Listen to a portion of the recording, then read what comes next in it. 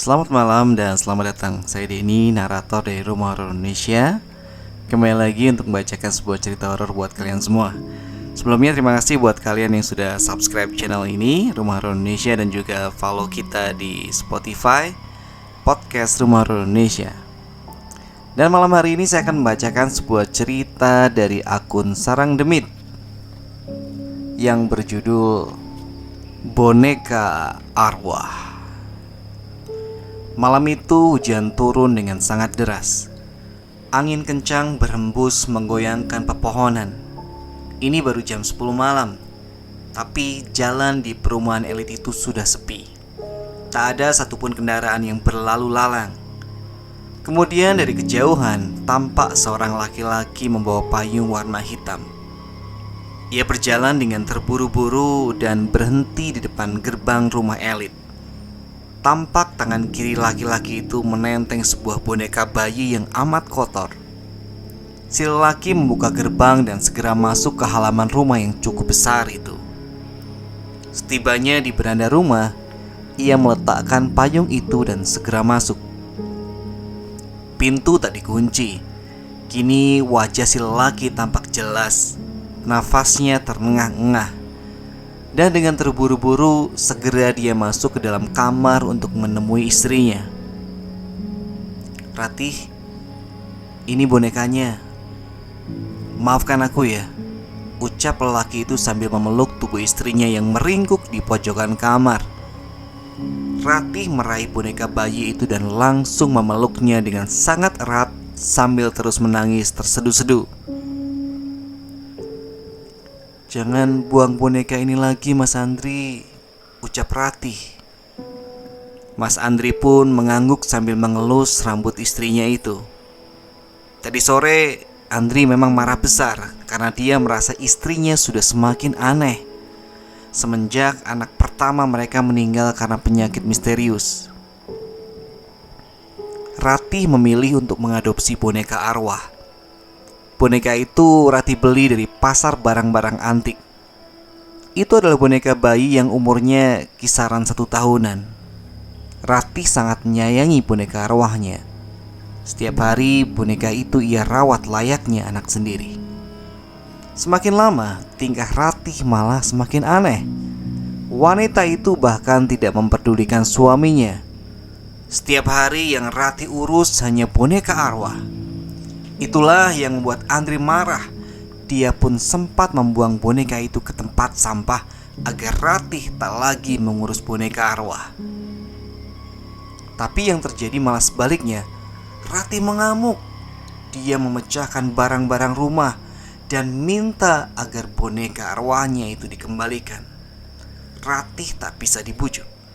Wanita itu bahkan sudah memegang pisau dan mengancam akan bunuh diri jika bonekanya tidak dikembalikan. Andre pun mengalah. Buru-buru dia keluar dari rumah dan berjalan di tengah-tengah hujan deras. Untungnya boneka itu masih ada di tempat sampah. Hanya saja sudah tertimbun oleh sampah plastik. "Aku janji tak akan membuang bonekamu lagi," ucap Andre sambil mengecup rambut istrinya itu. Wajah Ratih tampak pucat. Penampilannya tampak tak terurus. Andre khawatir kalau terus-terusan dibiarkan seperti ini, maka istrinya itu pasti jadi gila. Andre harus cari cara agar istrinya bisa melupakan boneka arwah itu.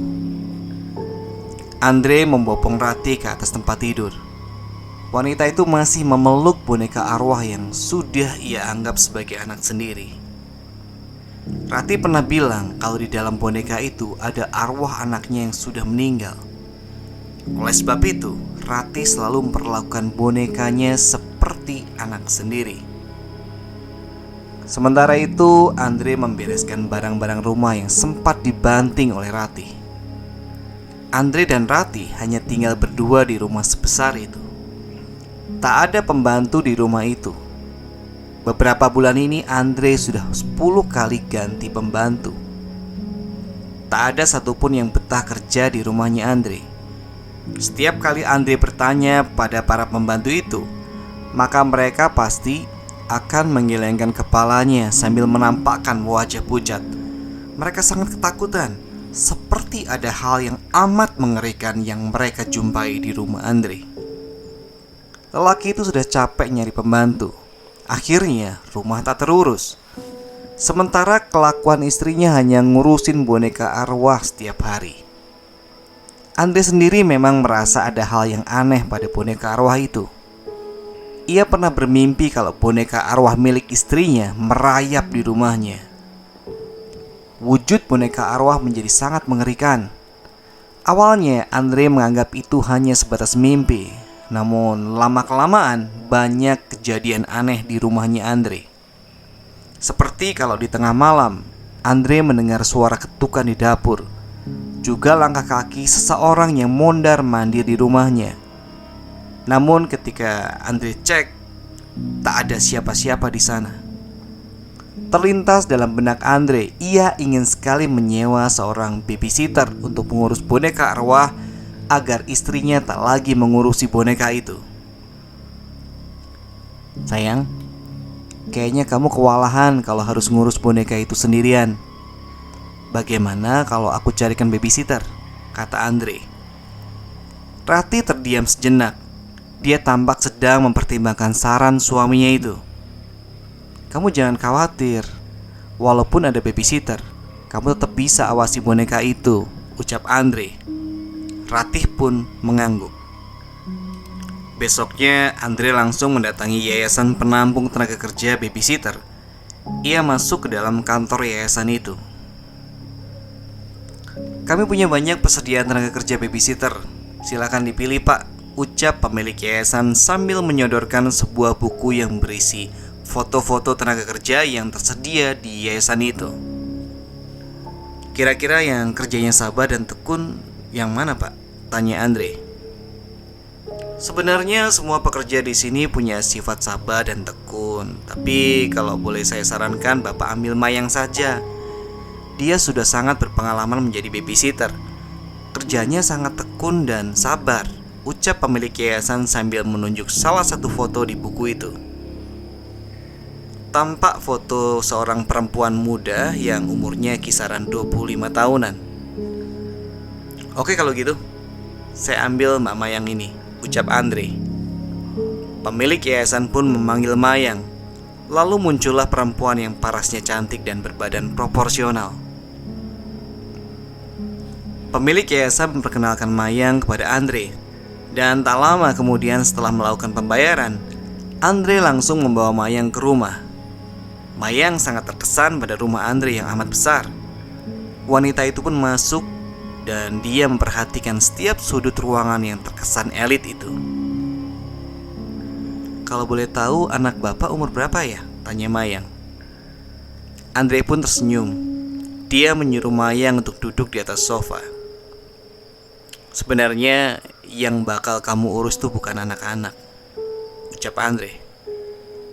Oh, masih bayi ya Pak? Tanya Mayang. Andre menggelengkan kepala. Jadi apa Pak? Boneka, ucap Andre.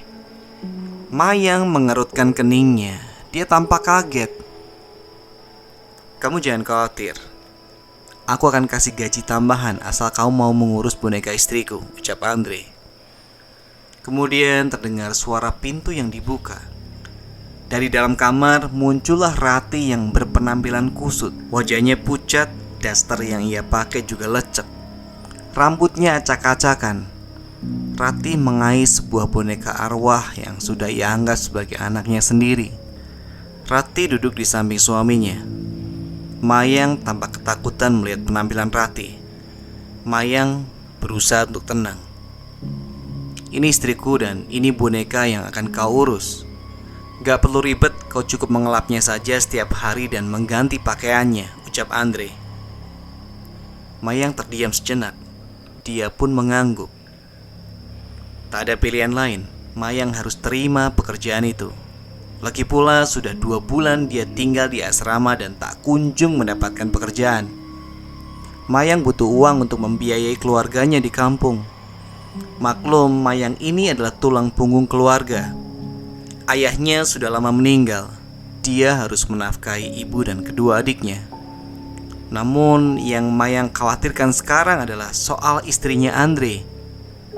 Dia takut kalau istrinya Andre itu adalah orang gila. Aku mau kamu merawatnya dengan telaten. Anakku ini suka makan 3 kali sehari, ucap Ratih. Mayang bingung dengan apa yang dibicarakan Ratih. Mana mungkin boneka harus diberi makan? Dengan ragu Mayang pun mengangguk. Ratih menyodorkan boneka itu, meminta Mayang untuk mengaisnya. Mengais itu menggendong ya. Dengan hati-hati Mayang pun menerima boneka tersebut. Entah kenapa Mayang merasa boneka itu sangat mengerikan. Andre menunjukkan sebuah kamar untuk Mayang. Kamar itu cukup besar dan mewah. Kau dan boneka itu akan tinggal di sini, ucap Andre. Baik pak, jawab Mayang. Andre kemudian menyodorkan beberapa lembar uang 100 ribuan. Ini uang bonus dariku, ucap Andre. Mayang pun menerima uang itu dan mengucapkan terima kasih.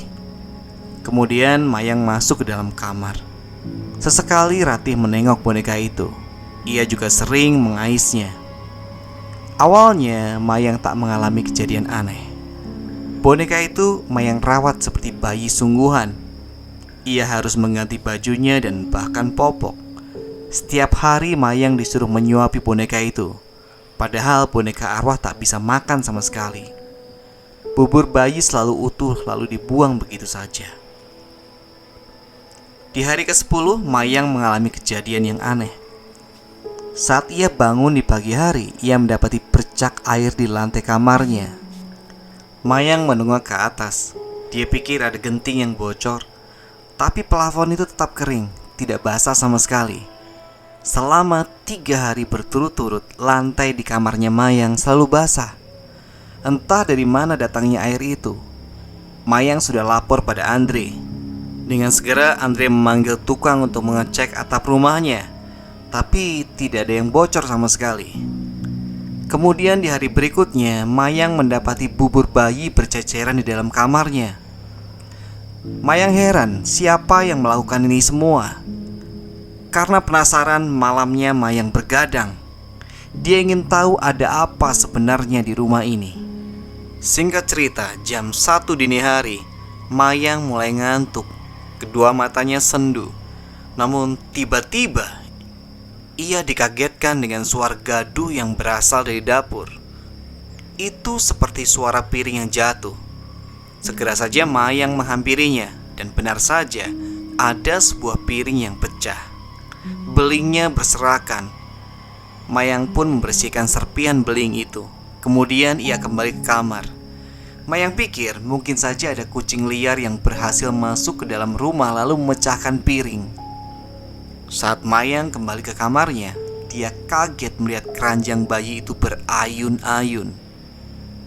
Perlahan Mayang mendekat kepada keranjang bayi itu. Dan anehnya, boneka bayi menghilang entah kemana. Mayang menoleh ke segala arah, tapi boneka bayi itu tidak ada. Napas Mayang terengah-engah. Dia mulai ketakutan. Dari awal Mayang curiga jangan-jangan boneka itu diisi oleh roh jahat. Kemudian ada air menetes dari plafon kamar itu. Mayang menundukkan kepala dan dia melihat boneka itu merayap di plafon. Mulut boneka itu mengeluarkan air yang menetes-netes.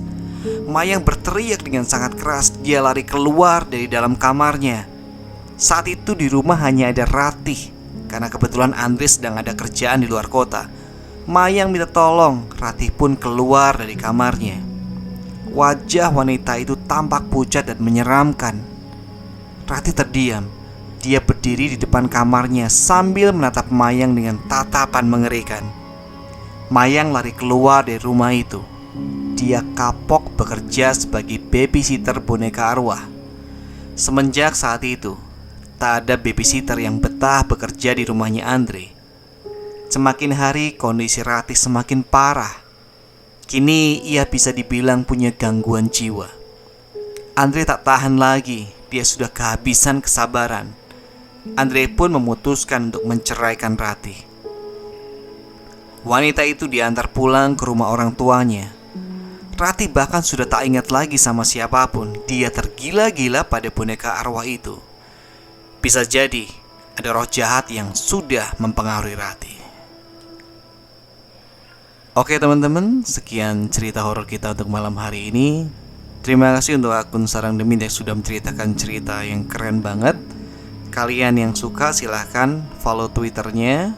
Terima kasih sudah mendengarkan sampai akhir. Sampai ketemu di cerita horor berikutnya. Selamat malam, selamat beristirahat.